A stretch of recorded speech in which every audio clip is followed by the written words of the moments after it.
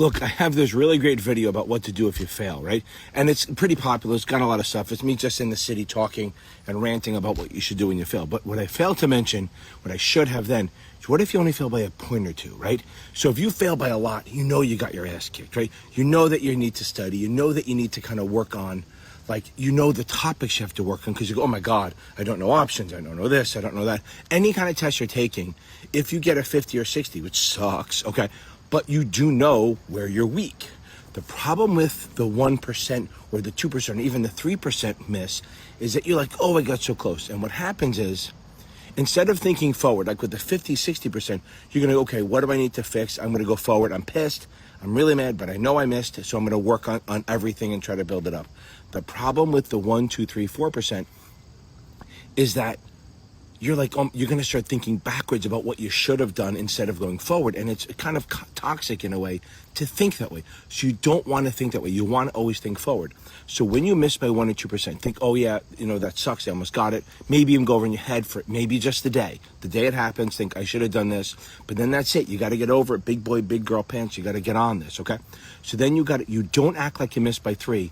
Act like you missed by 33. So if you need a 70 or a 72 and you missed by 1 point, don't think, I just got to make up those points.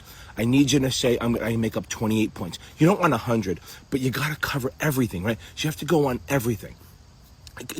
Maybe just reread the book. If it's a licensing exam, the ones I teach, the 7, the SIE, the 63, 65, the 24s, you have a book. Read the book again. Act like you're brand new to studying. Don't do it as don't say I'm just going to pinpoint and try to beat that. The problem with that is what happens is a lot of people, when they just try to make up 1 or 2 points, they focus on the weak stuff that they could figure out, and then they ignore the stuff they were good at, and then they fail again and it flips. Here's my thing on this. From 0 to 60 on a test is one level of hardness. From 60 to 7 is another level. Like, it's almost as hard to go from a 60 to a 70 as from a 0 to 60 because it's just getting harder and harder. Getting a 68 to a 72 isn't just like, oh, I need 4 points. It's a grind. It's totally doable, 100%. You're right there. You know your stuff. But you need to study harder, not less, okay? And I don't mean, let's say, I said not harder, like longer hours, better. Focus on adding knowledge instead of memorizing questions. And that's another thing. A lot of people say, oh, just take a lot of questions. No, I make a lot of money because people won't read the book. If everyone starts reading the book and even using that Speechify app to help them, I'll be out of business. I'll have to move out of this house and sell it and live out of a cardboard box, which I'd be sad, but happy for you guys.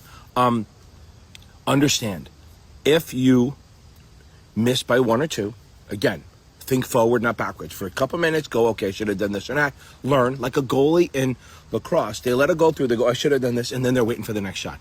That's you, okay? Don't think I just need 1.6. I'm saying it over and over again, but do not think I just need to make up a little. I don't need to tweak. You need to redo what you're doing. If you change the way you're studying, maybe to a different vendor, maybe buy another QBank from a different place to try to go. But the first 2 weeks still has to be reading. So you have 30 days. It sucks. 30 days is a long time and a short time. It's a short time to be in pain. That's why you ever hear me say it's a 30-day problem in a 20-year career. It's not that big a deal, okay? Yes, you're going to get disappointed, but once you pass, nobody cares. Really, this is a business on our finance world with the licensing exams. You may fail, and then you pass it the second time. And once you pass, nobody gives a shit. They go, oh, you got through it, fine, you're in. But again, focus on adding knowledge for the first 2 weeks. So again, 30 days is a short time to be in pain, but it's a long time to study. 2 hours a day, max. Don't go more than that. Don't ruin your life still. Again, this is if you miss by 1 or 2. The other, it's kind of the same idea with if you miss by a lot. But I need to say that because if you miss by 1 or 2, you're thinking, I just got to tweak it. And do not do that. Please, please try to beat the whole thing. Try to increase everything by 10%. If you beat everything by 10%, you got this, okay? So be confident. The 1 or 2% is great. That means you know your shit, but don't act like it. Please be humble and go, I don't have this yet. I need to improve by 15% across the board. Or just think, I missed 30% of the test, and that sucks. Well, I need to improve everything.